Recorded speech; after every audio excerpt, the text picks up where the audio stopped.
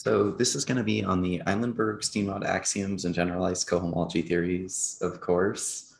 Um, so one of the things, the co in parentheses, because I am going to just be saying cohomology a lot, and it really applies to both for most of this. So you can almost always assume those parentheses are there. They're just duals. To get right into it, like a quick review of cohomology. So we want to recall singular cohomology. We're taking this pair XA of nice spaces in abelian group, the coefficients group, and we're getting out an abelian group in every dimension n. A is kind of to be thought of as removing that data from X. It's a subset of X. Maps of these spaces, maps of the pairs, induce homomorphisms of abelian groups by precomposing in homology and similarly in cohomology. So we have this functorial property where we're taking morphisms to morphisms. And homotopy invariants are homotopic maps are inducing the same homomorphisms of groups. And the same thing with cohomology. So, these properties give us this, we know this is a functor, and so it gives us a bit of an idea of generalizing this functor. So that is the this is the generalization. We can take an integer indexed family of functors from these pairs to spaces. It's covariant for homology and contravariant for cohomology. And the alternative treatment, which I do prefer, is a single functor to the category of integer graded abelian groups. And so if we give it this functor structure, we've kind of codified the stuff we had previously, but it's not a homology theory in general. And so we kind of want to impose additional axioms to make it look like the homology theories we've seen before. So our kind of first run at that is these Eilenberg-Steenrod axioms.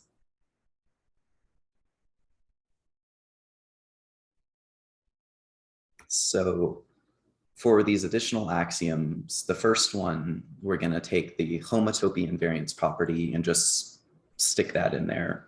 Homotopic maps induce the same homomorphism under the image of this functor. For the additivity axiom, this comes largely from H0 in singular homology and then kind of goes up.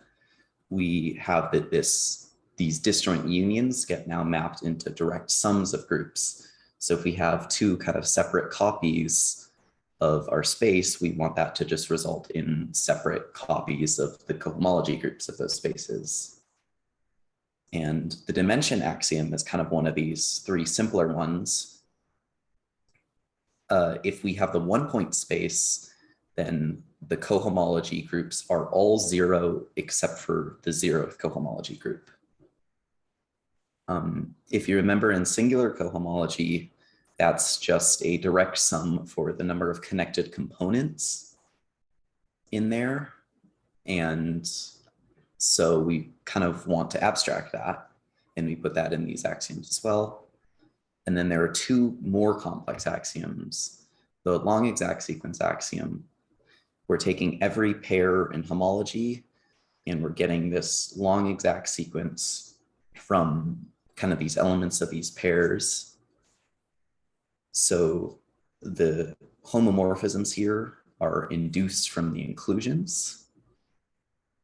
And this long exact sequence shows up for singular cohomology, so we want to make that a thing here. And because we're working with these functors, the connecting homomorphism here is a natural transformation. And we have this similar structure for cohomology where we flip the arrows and flip the indexing. And are there any questions on those axioms so far?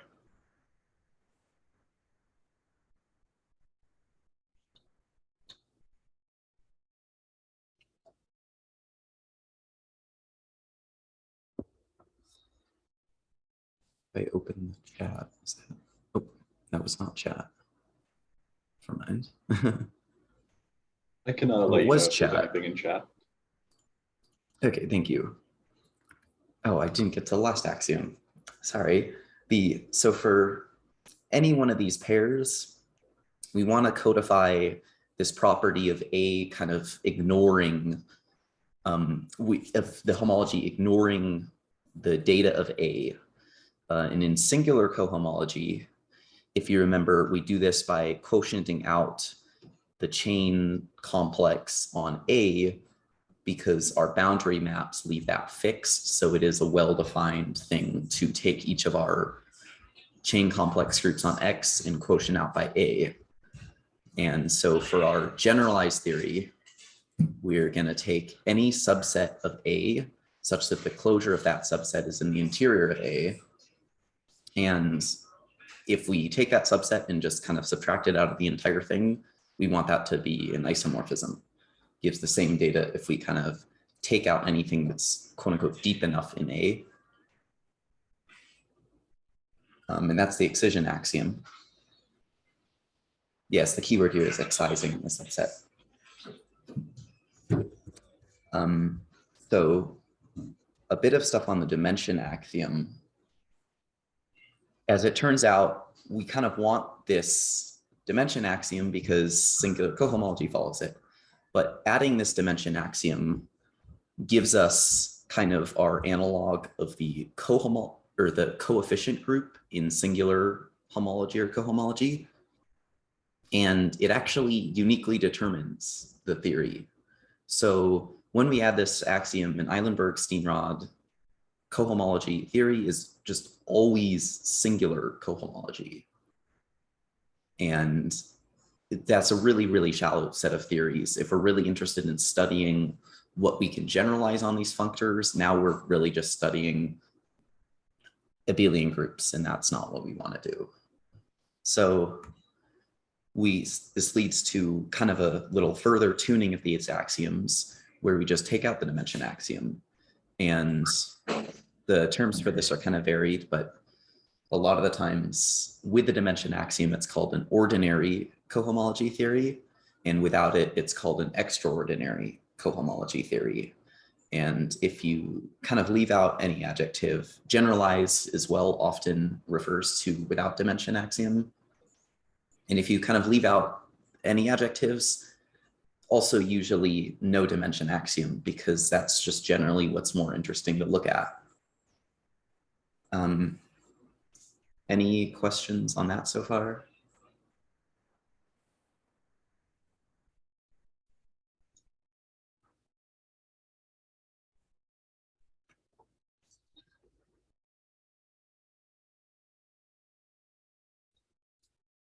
Cool.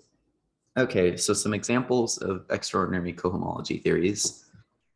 Most of these are kind of just buzzwords I'm throwing out because you may have heard of them. Real and complex topological K-theory classify vector bundles on manifolds, and they are periodic. So in the complex case, for example, you really only have two of these groups. And if your K0 isn't trivial, then your K2, your K4 are all non-trivial. So of course, it's not really going to follow your dimension axiom.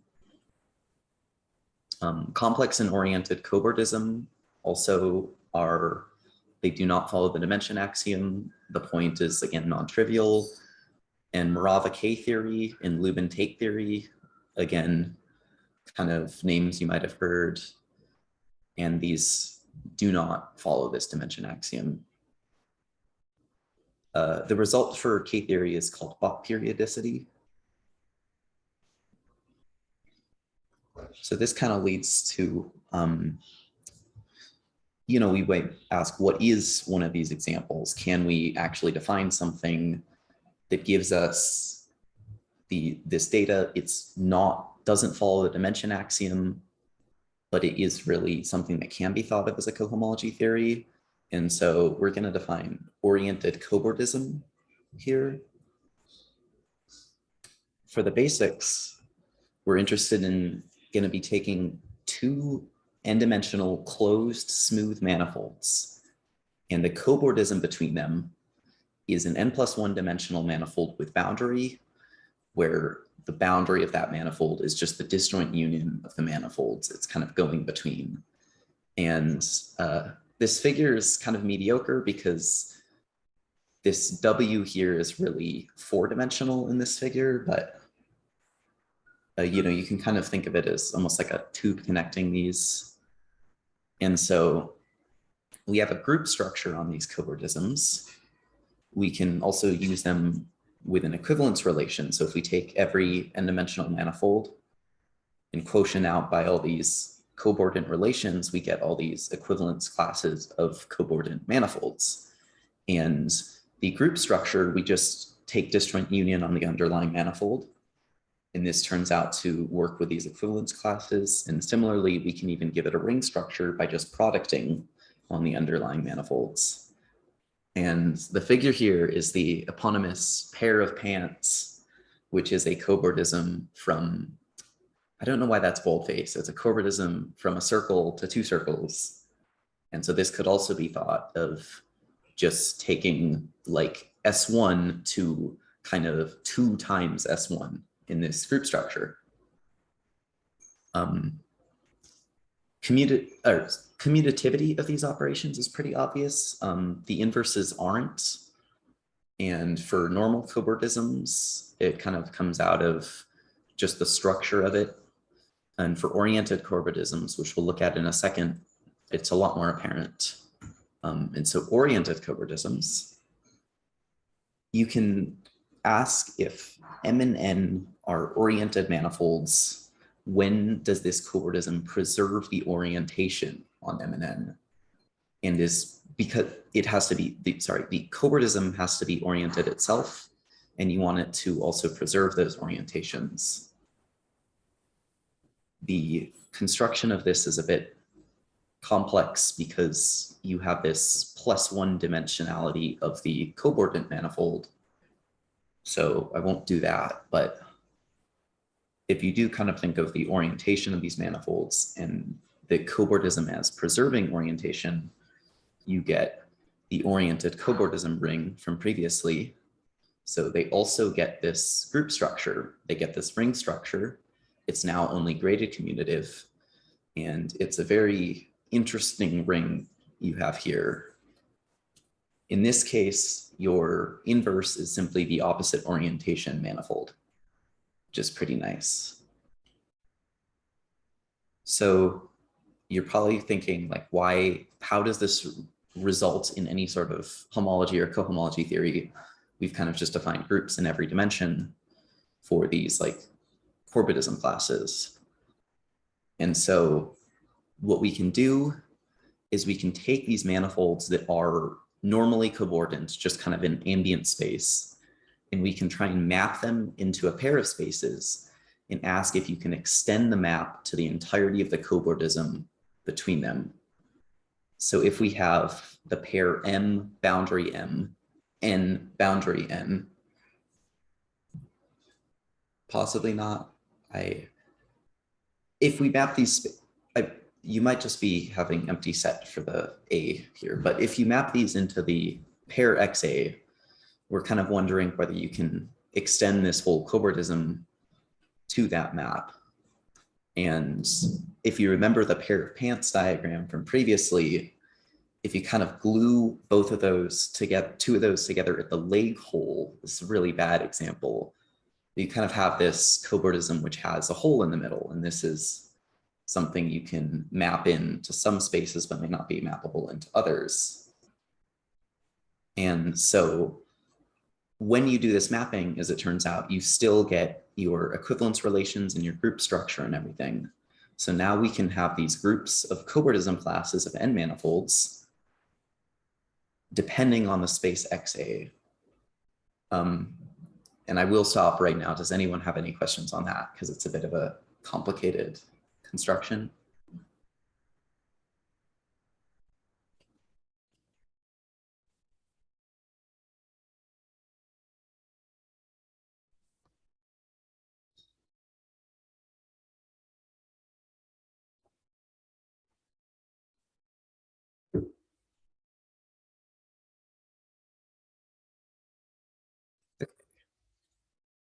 So once we kind of take these groups for XA and map these manifolds in, get these Cobordism groups, as it turns out, this does give us a generalized Eilenberg-Steenrod cohomology theory.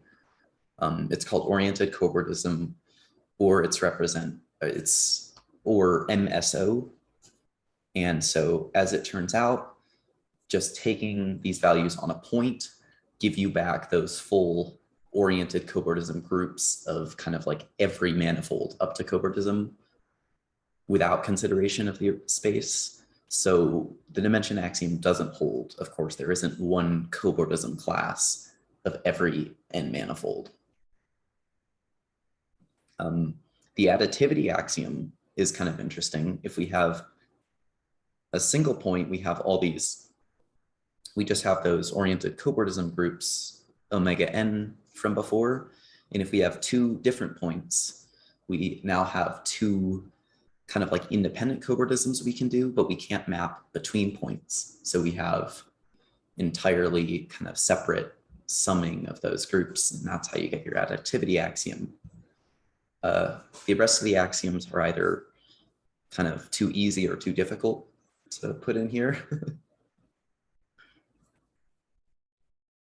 So the oriented complex Cobordism, we've now seen that there is something that's non-trivial, doesn't follow the dimension axiom. So we know there's something here for our generalized cohomology theories. And the other thing is we kind of have this one-way direction. We know that given this dimension axiom, it's always singular cohomology or homology. It always kind of comes from our known constructions. And so a simple thing to ask is, when do some of these generalized versions come from the same construction as our normal homology or cohomology, namely a chain complex? And so that's Verdier-Conner-Floyd here. So, sorry, I should ask, do we have any questions on this as well before we get into the next section?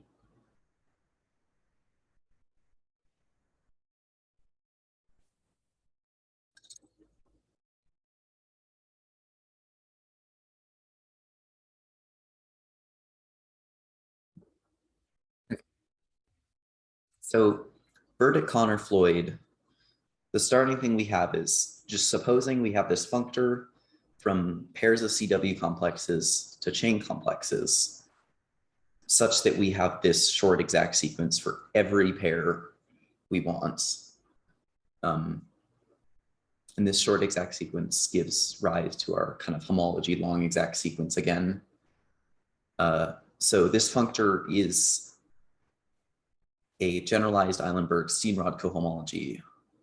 Sorry, this functor itself is not a generalized Eilenberg-Steenrod cohomology theory. If we are taking a functor from CW complexes to chain complexes, and then we have just kind of our homology of chain complexes, that is a generalized homology or cohomology theory. And so the proof of this is fairly complex, but our end result using the method of acyclic models, that if we have this homology of a chain complex, we always have this isomorphism. So here the capital H is our normal singular homology, and we're taking these coefficients of whatever cohomology or whatever homology theory we're interested in on a point, and we're kind of summing over these degrees, but we have that it is always isomorphic to this sum of singular homology. And so we can show this is true for a point in, I believe, the spheres, and then the isomorphism on all pairs follows. And so this isomorphism gives us a kind of powerful tool to show when one of these theories comes from a chain complex, because this isomorphism is pretty narrow. It's really, we know what singular homology gives, and we can evaluate some of this data on points and know when this gives us the homology And so we know what all of these chain complex theories will end up giving. And the kind of result of this, we can show oriented cobordism and topological K-theory don't arise from any chain complex just by seeing that there's no way they get this isomorphism, really. For oriented cobordism, I believe it also specifically comes from the cup product on this, but I'm not entirely sure. Yeah, just to maybe say a word, this would be more obvious to prove in like the context of spectra, and is one of the reasons why Brown representability is very cool. But in particular, you can show that like even if you try to handicraft a chain theory where you get the right groups, the way these groups are like tied together by cup products and higher structure ends up like not like these. If you just like sum together a bunch of ordinary theories that end up having the right groups, you won't get the right thing out of it. So basically it was well known that this structure existed for these theories before this Verdier-Conner-Floyd theorem. And so once it was proven that it would have to be of this certain like form of sums of boring things, then it was immediately known that it could not be. But like it's learning it after the fact, the order in which it happened is kind of hard to wrap your head around. Yeah, so, and this also gives us I guess like a kind of good representation if you do want to compute some of these arbitrary chain theories. So now we've kind of like, we've taken cohomology is a structure, we've kind of abstracted it to functors, we've kind of considered what axioms we put on these functors to get something that resembles normal homology, but is interesting enough to have things out there that just aren't normal homology. So removing that dimension axiom. And when you have a functor, your natural thing to consider, of course, is natural transformations on those functors, which in this case is going to lead us to cohomology operations. And so as a quick aside, if anyone doesn't remember the definition of a natural transformation, you have a commuting square of two functors and the morphisms with them. It's fairly direct generalization. And so for our first example of a cohomology operation, this is also specifically on cohomology, not normal homology, though you can dualize. You have your cup product, and where you take two cohomology classes in degree P and degree Q, and you're adding these up to a cohomology class in degree P plus Q. And it is natural in a sense with the base space when you do this. Specifically, if we want to just get a really basic natural transformation, we can just kind of make this have make it a unary operation. We can product X with itself, and you get out of this a natural transformation from the functor taking, well, okay, I guess it should be pairs here, but from the functor taking xa to hn of x, now we can take it to the functor taking xa to h2n of x. So we're naturally transforming between nth cohomology functor and the 2nth cohomology functor, but it is the same cohomology kind of theory in here, which is notable. So with this cup product, we generally, these are called cohomology operations, and they're stable if they commute with the suspension functor and unstable otherwise. And so suspension on the base space is kind of your normal topological suspension. And you can lift that to the suspension isomorphism to put your suspension functor on the outside here. And if you have this square commuting, that is a stable cohomology operation. Any questions on that? So can you explain the suspension functor for the abelian groups?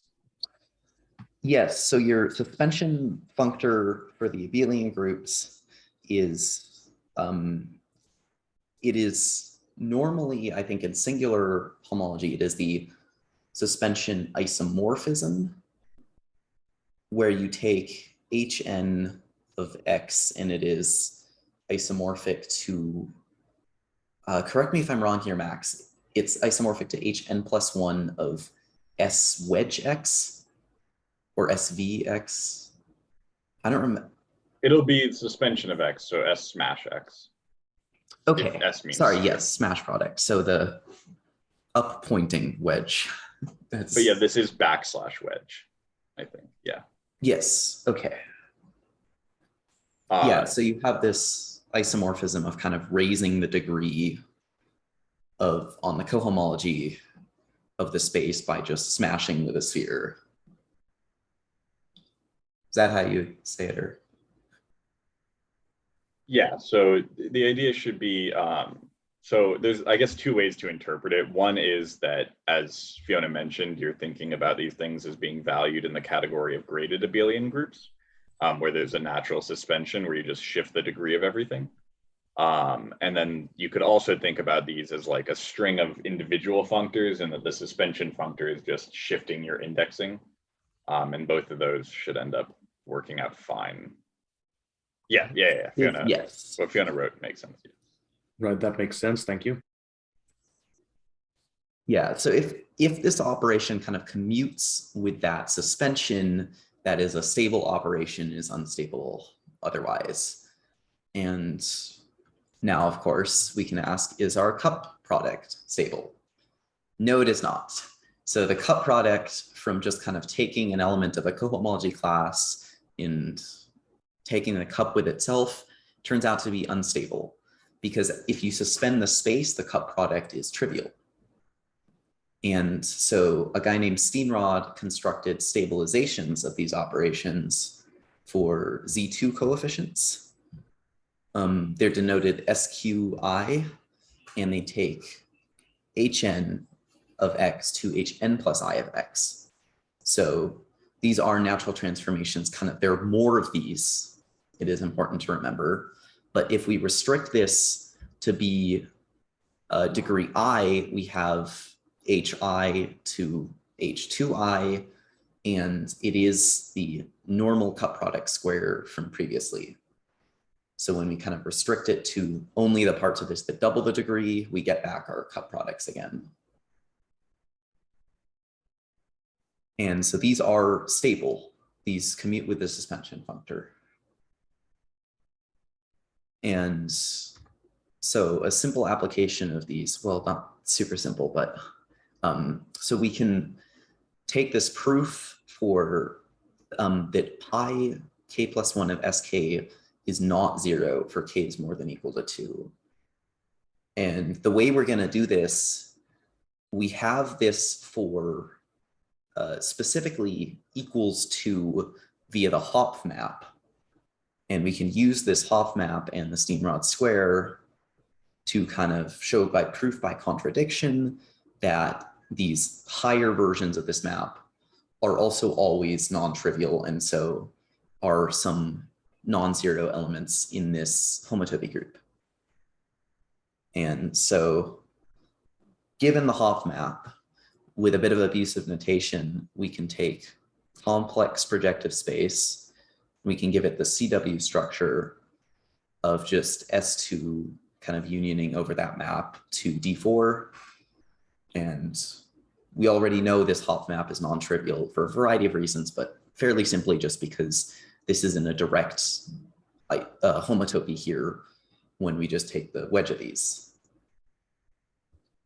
And so we know that the cohomology ring here with Z2 coefficients is like ZZ2 adjoint X in quotient the ideal generated by X cubed. By this property of the Steenrod squares corresponding to the usual cup product, we know that these Steenrod square values are non-zero. And so we also know they are stable.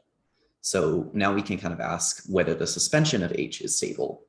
And so if you remember what the suspension does, we're going to take this map from S3 to S2, and we're going to now make it S4 to S3, blah, blah, blah. And so if that suspension is homotopy trivial, then the suspension of CP2 would just be now homotopic to this wedge of spheres. And so by the naturality of the Steenrod square being a natural transformation, we have that this following diagram commutes. The vertical maps are induced by the projections. So the leftmost vertical map is an isomorphism. And this will show us that this, if this suspension of a Hopf map is homotopy trivial, then that square 2 would be a 0 map, which contradicts what we already know. It's a cut product, it's not a 0 map here. And so with this, you have this contradiction, and we know that the suspension of H is non-trivial. And because of this, we've kind of shown that this single suspension is homotopy non-trivial. So now we've proven the case for this pi k plus 1 of sk. We've proven the case for k is 3, I believe, is how the indexing works there. And a similar argument works to show that any of these suspensions, these higher suspensions of this Hopf map, are non-trivial.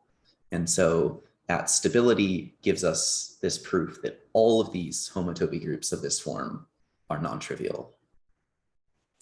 Any questions about that?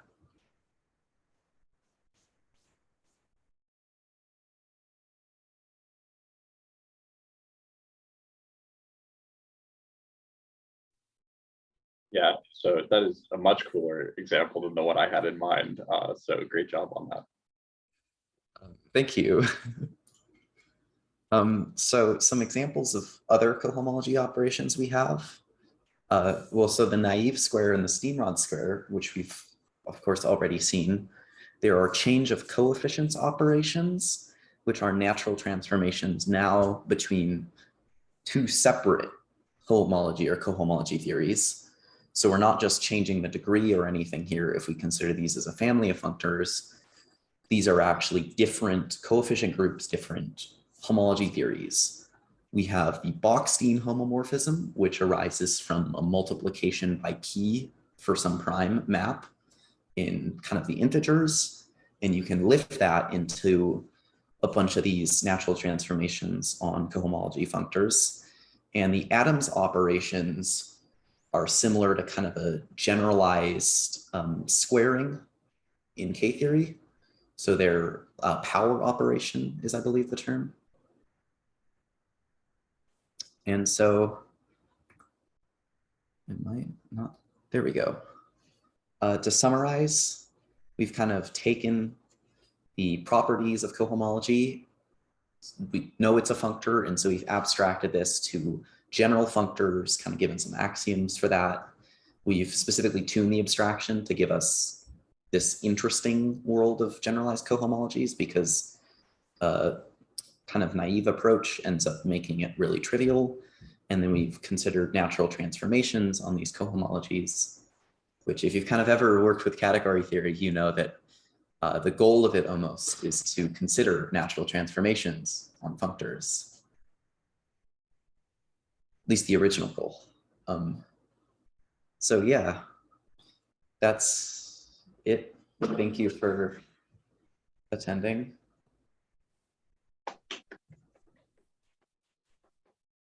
Please click the clap button. There we go. Thank you, Toki. Are there any kind of questions overall with that?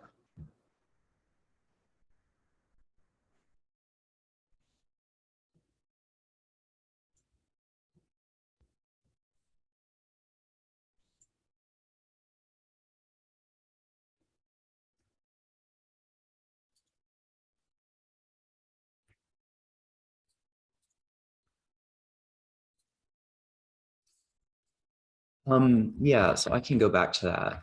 So I did not go over the proof of this, but so this here, yes, okay. So we have this functor from pairs of CW complexes to chain complexes such that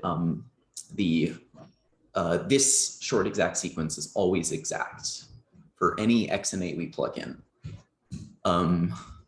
So our for CW complexes, because we're considering this on CW complexes, we kind of get our homotopy stuff automatically.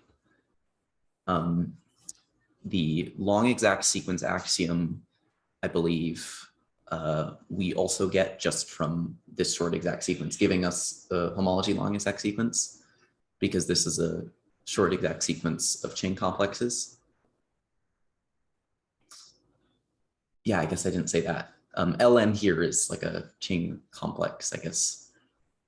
So level-wise short exact, and then you have that it gives the homology long exact sequence.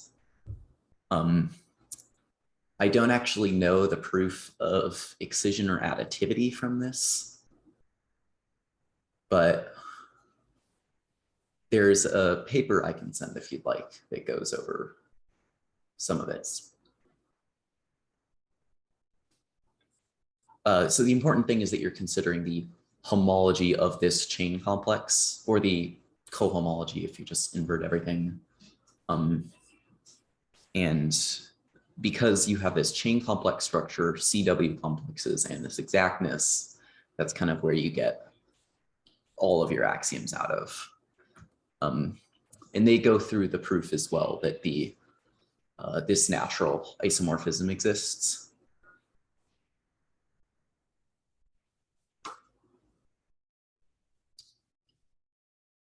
Is there anything more?